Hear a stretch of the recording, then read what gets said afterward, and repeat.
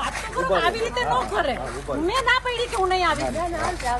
એમને પણ એમને આમને થોડું હું શું કહું, પ્લીઝ કહું છું પ્લીઝ હું પાછળ મારે સોજીટર સાહેબ તો વાત તો કરો. હું તમને પ્લીઝ કહું છું મેડમ, મને ખાલી 2 મિનિટ વાત તમારી આવે.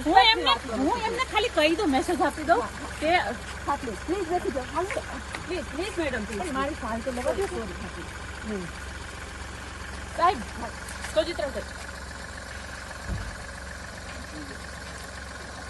1 મિનિટ, મારે એટલું જ કહેવાનું છે કે હવારના પોરમાં ભારતીય જનતા પાર્ટીમાં કૃત્ય જોઈ લેજો. અને આવી રીતે અત્યારે મેં કઈ બળજબરી નહોતી કરી તોય આ રીતે લઈ જાય છે.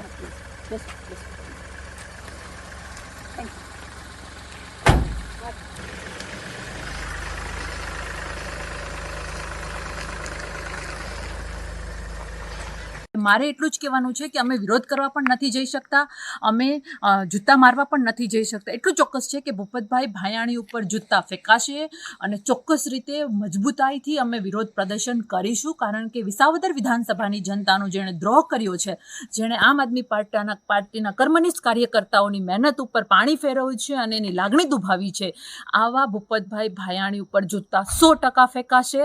અને એટલું જ મારે કહેવાનું છે કે અમને ભલે અહીંયા રોકી દે, અમારી ધરપકડો કરવામાં આવે, રાતે પણ 2-2 વાગે અમારા તાલુકા પ્રમુખ મહેન્દ્રભાઈ ડોબરિયા અને હરેશભાઈ અને હિતેશભાઈ આવા બધા કાર્યકર્તા હોદ્દેદારોની ધરપકડ કરવામાં આવી છે. અસંખ્ય કાર્યકર્તાઓની ત્યાં લોકલ લેવલથી ધરપકડ કરવામાં આવી છે. એટલે જ્યારે ભારતીય જનતા પાર્ટી ડરે છે ત્યારે તંત્રને વચમાં લે છે.